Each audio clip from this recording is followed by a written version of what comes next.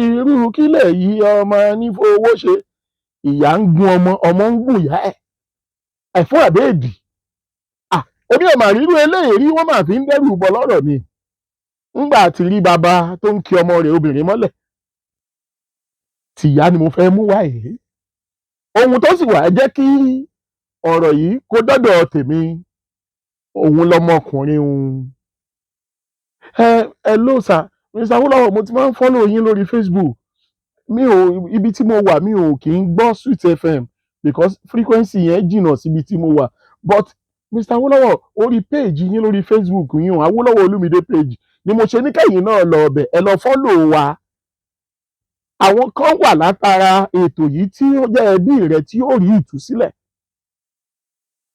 ẹ máa fọ́lọ̀ Sweet 107.1 FM náà lórí Facebook ẹ máa rí gbogbo àwọn ètò lọ́lọ́kanòjọ̀kan à ń ṣe ń bẹ̀. mo wá ní Mr. ẹjọ kí ni mo lè ṣe fún yín Mr. Awólọ́wọ̀ ńgbọ̀n ti ẹnu bọ̀rọ̀ ẹ̀rù ọlọ́mbà mi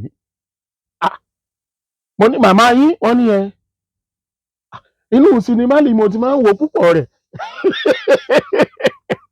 àmọ́ èmi ò wá mọ̀ pé bóyá ó tiẹ̀ lè ṣẹlẹ̀ sí débi tí wọ́n ó pè mí ṣàkíyèsí irú ẹ̀ kí ló nígbà tẹ́ ẹ bẹ̀rẹ̀ sí í ṣe òun báwo ló ṣe bẹ̀rẹ̀ ó ní níjọ́ kan òun ti háì pẹ̀lú àwọn ọ̀rẹ́ òun ní club ó ní tó ńgbà tóun máa délé ó ní òun kàn wọnú yàrá òun wá kúrò nínú yàrá òun bọ́ sí bathroom òun ò wulẹ̀ wọ kí ló ń pè é àwọ̀tẹ́lẹ̀ ó lóun ò wọ àwọ̀tẹ́lẹ̀ kankan pé òun tiẹ̀ ti rò pé òun nìkan lòun wà ní inú ilé ó ní bóun ti jáde láti inú bathroom wípé kóun máa lọ sínú yàrá òun nínú duplex ilé tí wọ́n kọ́ ó ní bẹ́ẹ̀ nìyá òun ló gan ní òun ni mọ́mí òun pè òun wá ń fọwọ́ bo ìsàlẹ̀ ní mọ́mí ẹ̀ ní ìwọ ọmọkùnrin ló ní kinní ṣé tọ́ì ní kinní abẹ́rẹ́ ni àbí wámi ọmọ bá ní òun bá ṣá ó ní bí mọ́mí òun wọ́n ṣe fọwọ́ gbé kinní pé kinní ìmọ̀ tóbi ju ti dáàdì rẹ̀ lọ irú obìnrin wo nìí ayé ti yí padà ayé ti dagun o ọ̀pọ̀lọpọ̀ àwọn ọmọbìnrin òde òní tó jẹ́ pé púpọ̀ wọn gan ó yẹ kó sì wà nílé níbi tí wọ́n ti máa gba training púpọ̀ wọn ló ti ń bímọ ẹ̀kọ́ wo náà fẹ́ kọ́ wọn ẹni tí ò tí ì márì tó lóun marriage counselor ẹ̀gbọ́n irú ẹ̀kọ́ wo náà fẹ́ kọ́ ń bẹ̀ mo sọ fọ́mọbìnrin kan mo ní tó o bá máa rojọ́ fúnyàn nípa ìdílé rẹ mo ní jẹ́ kó jẹ́ ẹni tó sì níyàwó ńlé tàbí tó sì lọ́kọ ńlé tó o bá wá rí tó bá jẹ́ ẹni tí ò níyàwó ńlé ni irú ẹni tó fẹ́ fọ̀rọ̀ rẹ lọ wo irú èèyàn wo lẹni yẹn gangan fúnra rẹ̀ jẹ́ torí sábàbí ńgbà míì a máa sọ èèyàn rẹ̀ di bí dèèyàn bí ó ní bí màmá bó ṣe gbé ọ̀pá ajé dá nínú ẹ sì mọ̀ pé olórí kórí ni kinní náà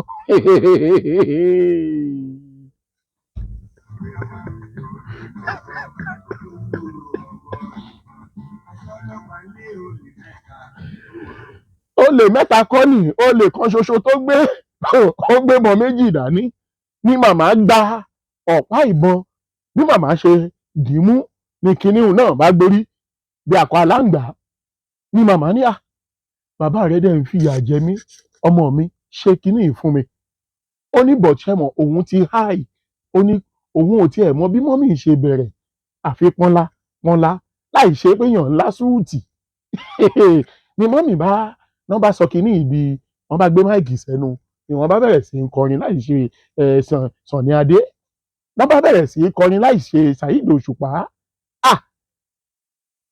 onígbà tó yá màmá òun mú kinní yẹn níbàdà wọ́n bẹ̀rẹ̀ sí í ṣe bó ṣe wù wọ́n màmá ò wá ná ní ọkọ mọ́nú ilé ó ní nǹkan tó wá jẹ́ kí ìjà wáyé débi tí òun fi wá ròpin pé àfi kóun sọ fáyé o ó lóun ní pé ìyàwó àfẹ́sọ́nà tóun wá fẹ́ òun wá mú wálé tí yẹn bá ti wálé mọ́mì máa bàjà ó ní tí òun bá tún mú mi wá mọ́mì máa bàjà ó ní Mr. Awólọ́wọ̀ ǹjẹ́ mọ̀ pé mọ́mì ti fẹ́ sọ mí dà lágbèrè mo ti mú obìnrin tó lé ní 15 wá sílé mọ́mì ò gbà kankan nú ẹ̀ mọ́mí ò lè gba mọ́mí ò ní fẹ́ pín ọ̀gẹ̀dẹ̀ jẹ pẹ̀lú ẹlòmíì ohun tó ti dùn mọ́ mọ́mí. Ó nínú ó ní I'm regretting tẹ̀bá gbọ́ bó ṣe ń bá mi sọ èbó I'm regretting. Bàbá Ògúngbè nẹ́lẹ́gà mo kí yín o mo rí miss call yín ẹ ṣeun ojú òní tì yín. ńgbà ọ̀yá ni ọmọkùnrin bá ní òun wá lọ mú ọjọ́ ìgbéyàwó ó ní ni mọ́mì bá ní láò ìgbéyàwó ò lè ṣeé ṣe o because ó ní ìgbà yẹn ni mọ́mì wá come out fóun pé I cannot share my thing lòun bá ní mọ́mì kí ni my thing yín ṣé mi lọkọ yín ni ẹ jẹ́ gbàgbé gbogbo nǹkan tó ti ṣẹlẹ̀ o mi ò kú mọ̀ bóyá ń ṣe lẹ fi nǹkan bá mi sọ̀rọ̀ lọ́jọ́ òun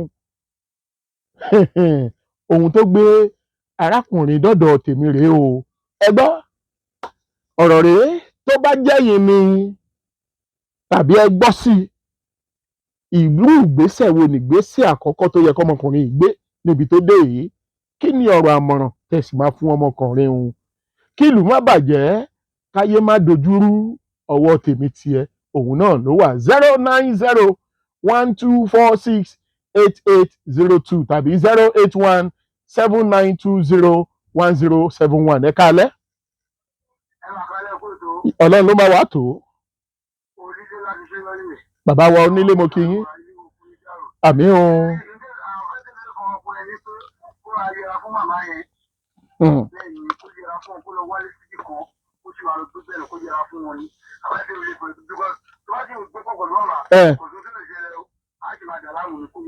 Bàbá náà sì wà ń bẹ̀ bàbá wọn jọ ń gbé pẹ̀lú dádì ni o. Ṣé kò yẹ kó sọ fún dádì ẹ̀? Ṣé kò yẹ kó sọ fún dádì ẹ̀ onílé?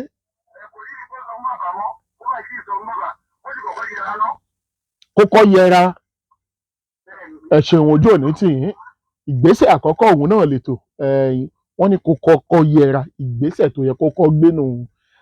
Ẹ káalẹ́ o 09012468802. Hello ẹ káalẹ́. Yes ma ẹ báyìí màmá wa látúbọ̀sùn mo kí yín. Yes ma.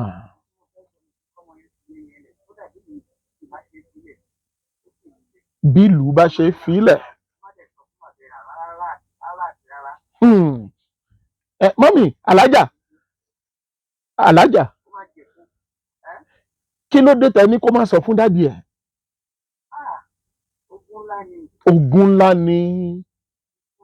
Kódà èyí pásítọ̀ ti máa ṣe péyà fún gan-an ogun ńlá ni. Ìyá yẹn lò ó. Ẹ ṣeun. Ẹ ṣé mà yes ma.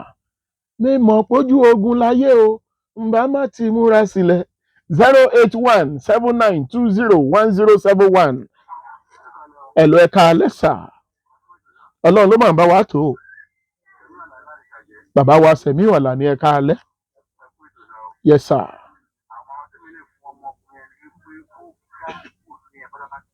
Ó kúrò nílé yẹn.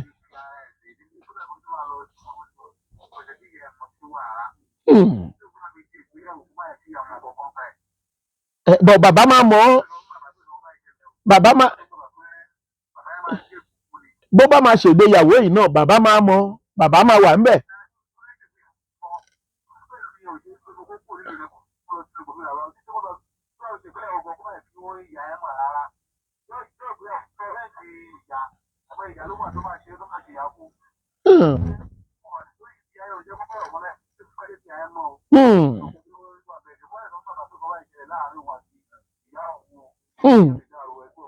Àmín ẹ ṣeun sá bàbá wa sẹ̀mí ọ̀la ní ẹ bá ń kí ayé Àjàní Akéwì o ẹ̀gbọ́n mi Sàmó Wonder ní Ṣàjẹ́ mo kí yín o kọ́kọ́rọ́ mọ́ṣúárì Ìjàyè ọwọ́ tiẹ̀ ló wà ẹ̀gbọ́n Sàmó wọn ni Awólọ́wọ̀ wá kí mi lọ́fíìsì ọ̀dọ̀ yín jẹ́ ìtìrì ni ẹ káalẹ́ ẹ mà káalẹ́ sà ó léwu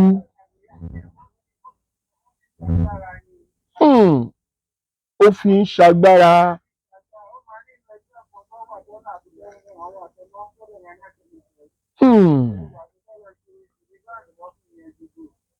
Ẹ ṣeun sà. Wọ́n gbọ́dọ̀.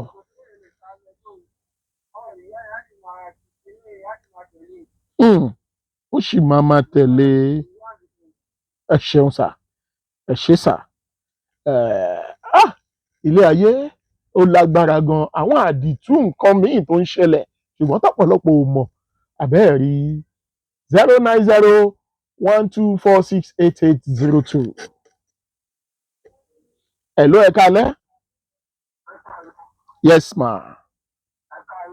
Yes sir.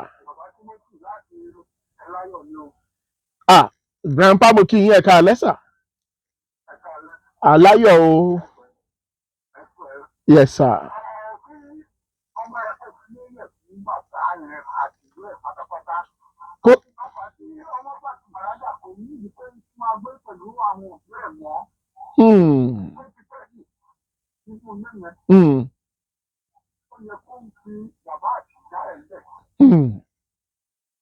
So kó kúrò nílé fún wọn báyìí. Ẹ ṣeun, ojú òní tì yín. Grandpa Timothy láti orí òkè Aláyọ̀, ẹ ṣé o, ojú òní tì yín. Ẹ bá ń kí gbogbo àwọn ọmọ wòlíì yòókù mi o. Ẹ bá ń kí gbogbo wọn pátápátá àti mọ̀mí Aláyọ̀ àti dàdí Aláyọ̀, bá ń kí gbogbo wọn. Ilé ayé. Àwọn nǹkan kan wà tó bá ṣẹlẹ̀ sí ẹ̀dá tó jẹ́ pé àti bọ́ nínú ogun yẹn iṣẹ́ ńlá ni. Irú ẹ̀ lọmọkùnrin yẹn wà lónìí. Ṣé tó bá fẹ́ ṣe wedding tó sọ fún dádì, ṣé dádì ò ní kí mọ́mì wà ńbẹ̀? Tó bá wá ní òun ò fẹ́ kí mọ́mì òun wà ńbẹ̀, kí ló fà á? Ó lè mú kí dádì náà bínú sí i. Ṣe rí pé gbogbo ẹ̀ wá wọnú ara wọn. Ṣùgbọ́n ẹni tọ́rọ̀ kàn yóò máa gbọ́ wa lálẹ́ yìí. Yóò máa gbọ́ wa. Ẹ ṣeun. Oníyàn ṣe, ọlọ́bẹ̀ ṣe, alákìjà oògùn, alákìjà orin, alákìjà orin lòun. Alákìjà òun náà lọ́wọ́ bọ́tìn tí ń bá wa gbé orin sí i, tí ń bá wa gbé máìkì sókè. Agbára Ọlọ́run àní ṣubú o. Ìyá Ṣéhù òun náà wọlé. Wọ́n ní bàbá tí ń gbàdúrà bọ́kùnrin bá ti wọlé, wọ́n ní ọ̀nà ti ṣí, ọ̀nà ti lanu. Nígbà tá à ń ṣètò lọ́wọ́, Ìyá Ṣéhù wọlé. Àbẹ́ẹ̀ rí nǹkan. Àwọn mùmìnì tòótọ́, ó ní yá ayọ̀ alẹ́dínà àmọ̀nù, àwọn onígbàgbọ́ òdodo nu. Aléwúro lóhùn, àlùfáà, evangelist àtàwùṣẹ, Pétérù, Lùmídìn, Olúmídé, Awólọ́wọ̀ lórúkọ tèmi. Àwùṣẹ gbogbo èdè, Gẹdú master tí ò ní pé méjì. Mo súnmọ́ sáyẹ̀nsì gbẹ̀yìn náà bá wá fẹ́ pè mí 08033596070 fún ìpolówó ọjà lórí ètò yìí. Ẹ̀yin ẹ ṣáà pè nọ́mbà yẹn. Ẹ bá mi sọ̀rọ̀ lórí WhatsApp 08033596070. Ó dọjọ́ mẹ́jọ láṣẹ Elédùmarè. Kí tó wọ̀nyí kàn kú báyìí.